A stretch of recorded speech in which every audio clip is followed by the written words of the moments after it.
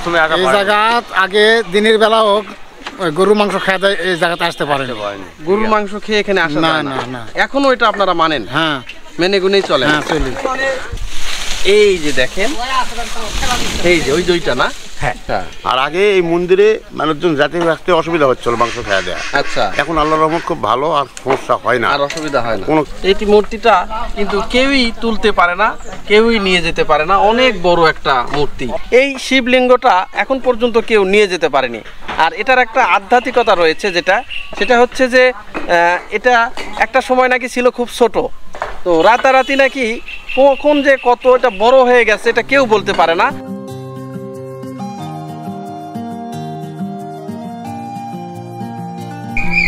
এই যে আমি এখন এই কাকা হচ্ছে পুরোহিত, ওই যে মন্দিরটা রয়েছে মূলত উনিই দেখাশোনা করতেছে। ওনার অবর্তমানে কে দেখাশোনা করবে এটা উনি ঠিকমতো এখনও জানেন না, কারণ ওনার ছেলে মেয়েরা বাইরে সেটেল হয়ে গেছে, তো উনি আপাতত দেখাশোনা করতেছে। তো আমি এখন সেই মন্দিরের দিকেই আপনাদেরকে নিয়ে যাব। তো চলুন ঘুরে গিয়ে দেখে আসি। এবং এই মন্দিরের আর একটা অলৌকিক যে ক্ষমতা রয়েছে সেটা হচ্ছে যে গরুর মাংস খেয়ে এই মন্দিরের আশপাশ দিয়ে কেউ যেতেও পারে না। যদি আসে বা কোনো ক্ষয়ক্ষতি করার চেষ্টা আসে, তার মহা বিপদ ঘটে। সে কখনোই মানে ভালো পর্যায়ে তার থাকতে পারে না, তার কোনো না কোনো সাংসারিক হোক বিভিন্ন জটিলতায় তিনি পড়েন। পরবর্তীতে এই মায়ের কাছে আবার এই কাকাকে ধরে যখন পূজা অর্চনা দেওয়া হয়, তারপরে সে স্বাভাবিক জীবনে সে ফিরে যায়, তাছাড়া সে পুরোটাই অস্বাভাবিক হয়ে যায়।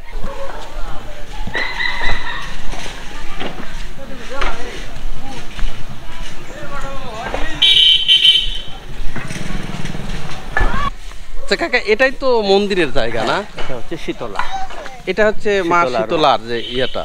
এখানে কয়টা দেবদেবী রয়েছে? তিনটা, শীতলা, কালী এবং শিব, তিনটা। আচ্ছা, তো এখানে অনেক সময় দেখা যায় যে লোমহর্ষক কিছু কাহিনী শোনা যায়। হ্যাঁ, যে এখনো ঘটে সেগুলো।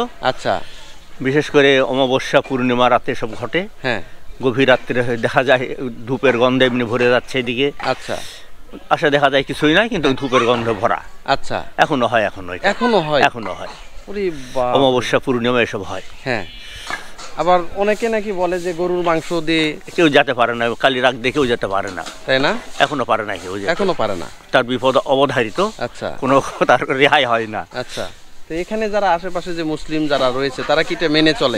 সবসময় ওরাও জানে এই জিনিসটা, তারা মেনে চলে। আচ্ছা, এখানে নাকি একটা মূর্তি ছিল কোষ্ঠী পাত্র, সেটা কি উঠে নিয়ে গেছে? সেটা 71 সালে, হ্যাঁ, ওই তালোয়ার একটা ছেলেটা চুরি করে নিয়ে গিয়েছিল। আচ্ছা, যাওয়ার পরে তারপরে সেটা ওই নাগর নদীতে ওই ছেলেটাকে ওই মিলিটারিরা মেরে ফেলেছিল। আচ্ছা, মূর্তিটা ওখানে পড়েছিল।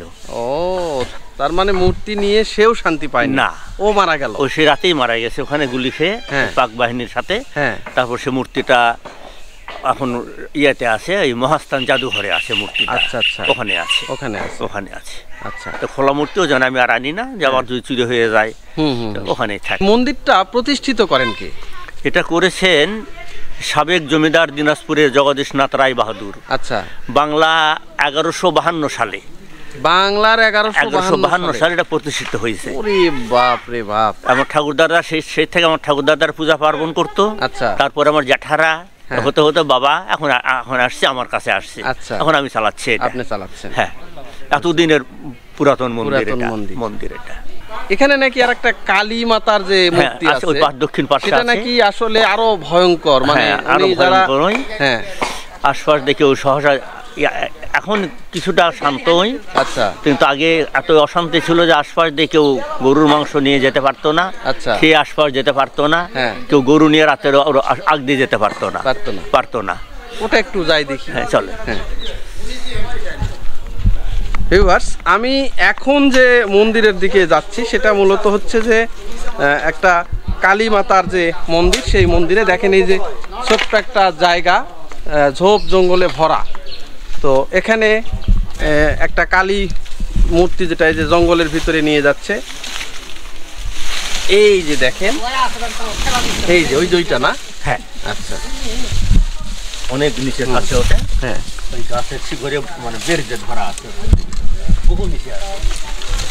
এই যে দেখেন একদম গাছের ভিতরে যে একটা কালী মাতার যে মূর্তি, সেই মূর্তিটা। ভিউয়ার্স, এই যে দেখেন আমি একদম যে কালী মাতার যে মূর্তি রয়েছে একদম গাছের ভিতরে ঢুকে গেছে। এটা অনেক বড় মূর্তি, কিন্তু এই মূর্তিটা কেউ তুলতে পারে না, কেউ ভাঙতে পারে না, কেউ নিয়েও যেতে পারে না।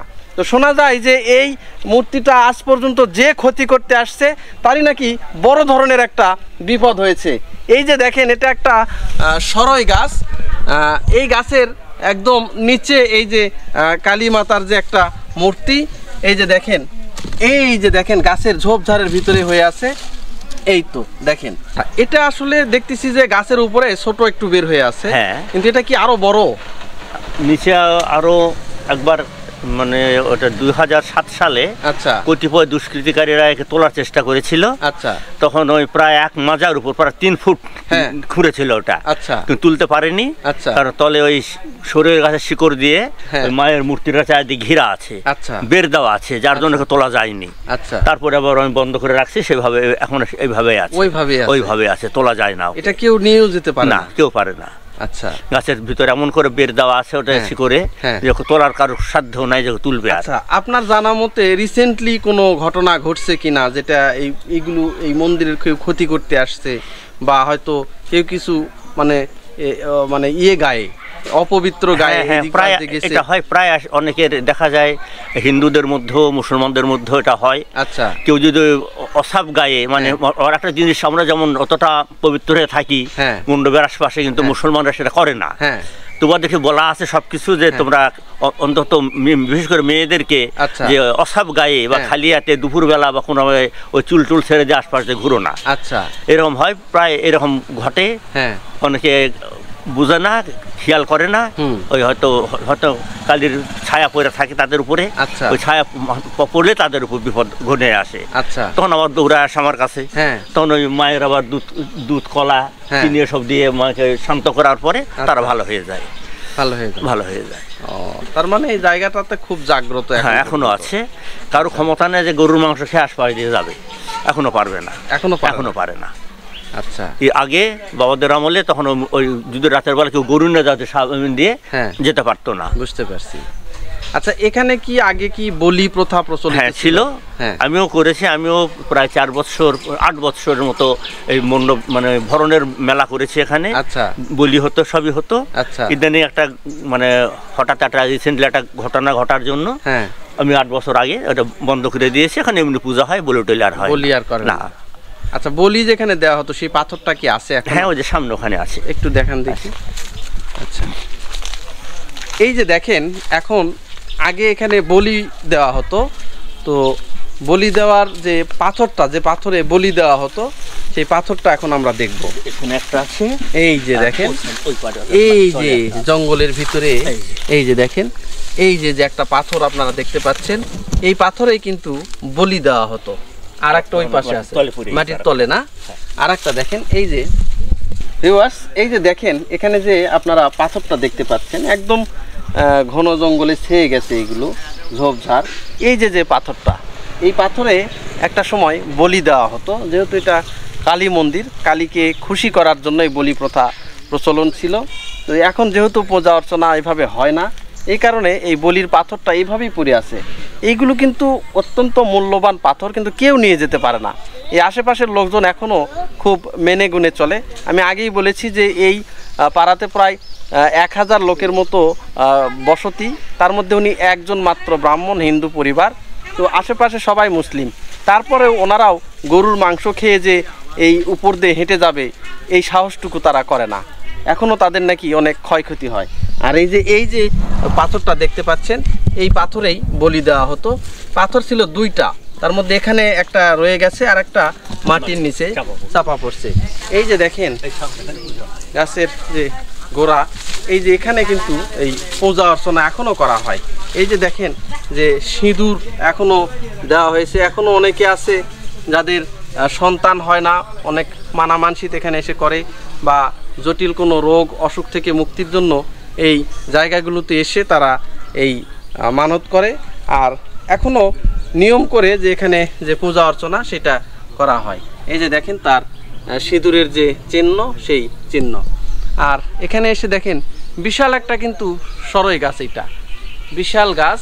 এই গাছের নিচেই এই যে যে মূর্তিটা, সেই মূর্তিটা কিন্তু এখানে রয়েছে সেই গাছের নিচেই। এখন তো আপনি এই মন্দিরের পূজারী, হ্যাঁ। এখন আপনি যাওয়ার পরে এটা তো একটা দেবত্বর সম্পত্তি, তাই তো? হ্যাঁ। তো এটা কে দেখাশোনা করবে? এই ধরনের কোনো কেউ আছে নাকি আপনার পরিবার থেকে? না, আমার পরিবার থেকে আমার ভাইরা ভাস্তারা সব বাইরে থাকে। আচ্ছা, তা চাকরি বাকরি করে। আচ্ছা।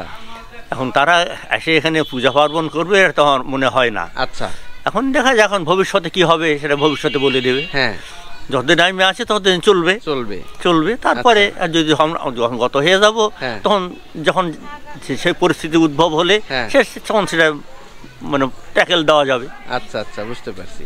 তবে আপনারা যে দেবত্বর যে সম্পত্তি, যেমন এটা তখন সরকার নিয়ন্ত্রণ করবে নাকি? হ্যাঁ হ্যাঁ হ্যাঁ, তখন তার দেখা চলে যাবে। আচ্ছা, সরকার থেকে যদি মনে করে যে এখানে আমরা একটা মন্দির আছে বা অনেকে একটা সমিতি করে, হ্যাঁ হ্যাঁ হ্যাঁ, তারা হয়তো ট্রাস্টি বোর্ড করে চালাতেও পারে, তাই? সেটাই। হ্যাঁ, এটা কি আপনার যে এই যে আপনি যাওয়ার পরে মানে আপনার পরিবার থেকে এখানে দেখাশোনা করবে না কেউ, এটা কেমন লাগে আপনার? এখন সেটা বলা যাবে না। হ্যাঁ, যদি তারা বাড়িতে চলে আসে, সবাই থাকে এখানে, তখন তারা দেখাশোনা করবে। আচ্ছা।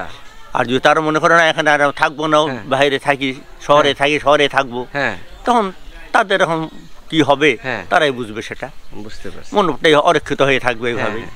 আর এটা কি মন্দিরের এই জায়গাটুকু 21 শতক জায়গা, এটা 21 শতক, 21 শতক জায়গা। এটা কি সরকারের কাছে কখনো আবেদন করছেন? করেছিলাম, অনেক কয়বার করা হয়েছে, কিন্তু ওরা দেখে হয়ে গেছে, কিন্তু কিছু করে নাই। আচ্ছা, উপজেলা তো দিয়েছিলাম, টিএনওকেও দিয়েছিলাম, দরখাস্ত করে দেখাইছিলাম, তারা কিছু করে নাই। আচ্ছা, ওইভাবেই আছে। বুঝতে পারছি। আর চারদিকে একটা বাউন্ডারি দেওয়া খুবই দরকার এটা। হ্যাঁ, তাদের সব বিভিন্ন সব লোকজন আসে, এসব ইটের ফেলে ভিতরে, তাদের মানাও করা যায় না, সমস্যা হয়েছে এটাই। আচ্ছা আচ্ছা, ইট বালু সবাই রাখে, নিয়ে যায়, এটা খারাপ লাগে। ভিতরে মণ্ডপের মধ্যে ফেলা এগুলো, একটা বাউন্ডারি না দেওয়া ভালো না দিলে হয় না। বুঝতে পারছি, বাউন্ডারি খুবই দরকার। মন্দিরটা কত দিনের? বহুত দিনের, আমার দাদারা বলতে পারবো, আমরা বলতে পারবো, আমরা হয়ে হিরে এরকম দেখি। আচ্ছা। আর আগে এই মন্দিরে মানুষজন যাতে আসতে অসুবিধা হচ্ছিল মাংস খাওয়া দেয়া। আচ্ছা। এখন আল্লাহর রহমত খুব ভালো, আর সমস্যা হয় না, আর অসুবিধা হয় না, কোনো কিছু হয় না। অনেকে নাকি আছে চুল ছেড়ে দিয়ে গেলেও সমস্যা হতো, কোন রকমের কিছু হলেই সমস্যা হতো, গেলেই কাম। আচ্ছা। কিংবা কোনো মহিলা যেত, কিংবা কোনো লোকজন যেত, তাহলে সমস্যা হতো বাইরে, নাহলে বমি, নাহলে অন্যরকম কিছু একটা হতোই, ব্যারাম একটা ধরতোই। আল্লাহর রহমত এখন আর কিছু নাই না। আচ্ছা। ওই দাদাই মনে করেন সবকিছু করে, পূজা টুজা যা কিছু লাগে যে কোনো লোকের হলে ওটি আসা পূজা বাড়ির সবকিছু দিচ্ছিল। মনে করেন এই যতগুলো আসনের সরা আমরা আগে দেখছি, এগুলো সব সাদা সাদা দিচ্ছিল, কলা, দুধ, চিনি, এলা দেওয়ার পরে ওটি মানুষা করা দাদা মাপ সাপ করা লিখছিল, নেওয়ার পর থেকে আল্লাহ মাফ করে দিচ্ছিল। হ্যাঁ, এখনো দিচ্ছে। এখনো যদি কোনো কেউ গরুর মাংস খেয়ে দিয়ে আসে তাহলে সমস্যা করে? সমস্যা এখনো হয়, কিন্তু অত দূর আগের মতো না। আগের মতো ওই যে ঠাকুর এনারা বাপ ছিল, বাপে বহু কিছু করছে।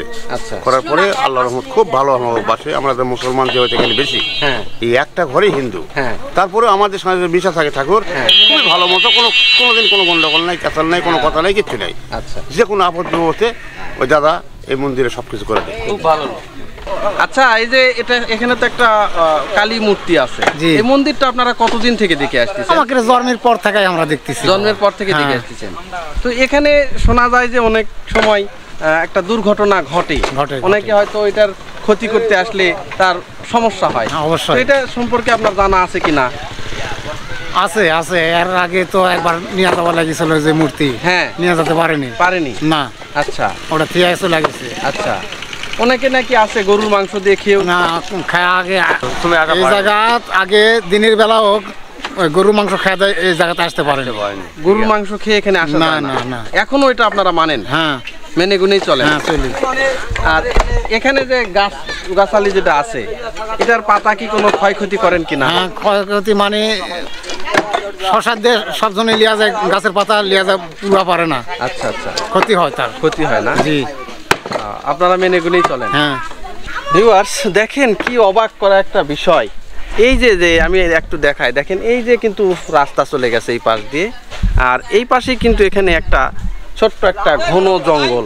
এই জঙ্গলের ভিতরেই এই কালীর যে মূর্তি, এখানে এটা পড়ে আছে। একদম দেখেন উপরে কিন্তু যে পরিমাণ হয়ে আছে ভিতরে কিন্তু অনেক নিচুতে চলে গেছে।